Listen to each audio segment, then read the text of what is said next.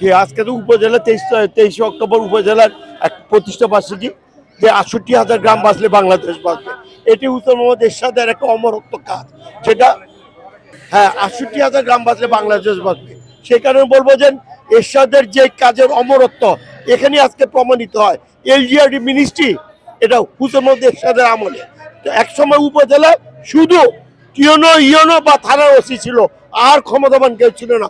উপজেলার মাধ্যমে জনগণের দ্বার প্রান্তে পৌঁছে দিতে পারছে অ্যাডমিনিস্ট্রেশন। সেখানে বলবো যে এরশাদকে আমরা স্মরণ করি। উপজেলার মাধ্যমে আপনার আমার বাড়ি পর্যন্ত আজকে রাস্তা হয়ে গেছে।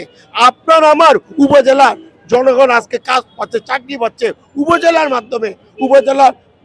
উপজেলা হয়েছে, উপজেলা হাসপাতাল হয়েছে, উপজেলা কলেজ হয়েছে, উপজেলায় সাব ডিভিশন যেটা কাজকর্ম, যেটা দলিলের, সেটা হয়েছে।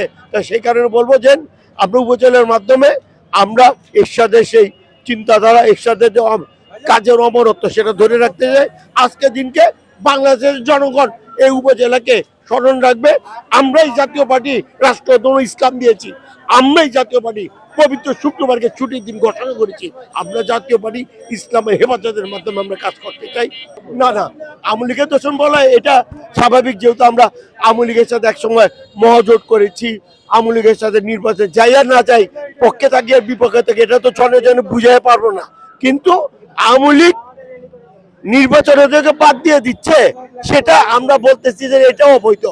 আওয়ামী লীগের যারা অপকর্ম করেছে, যারা দুঃশাসন করেছে, তাদের বিচার হওয়া উচিত। 17 বছর যারা মানুষকে অত্যাচার করেছে, নিপীড়ন করেছে, দুর্নীতি করেছে, টাকা লুণ্ঠন করেছে, এদেরকে ধরে এনে, যারা গুম হত্যা করেছে তাদেরকে বাদ দেওয়া যাবে না, তাদেরকে ধরে এনে বিচার করো।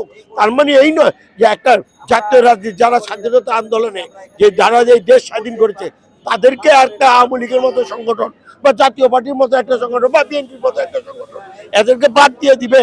এটা বাদ দেওয়াটা আমি মনে করি অযৌক্তিক। অপরাধ করলে আমার বিচার হোক, সে ব্যাপারে দোষ নেই, কিন্তু একটা দলের অপরাধ থাকতে পারে না।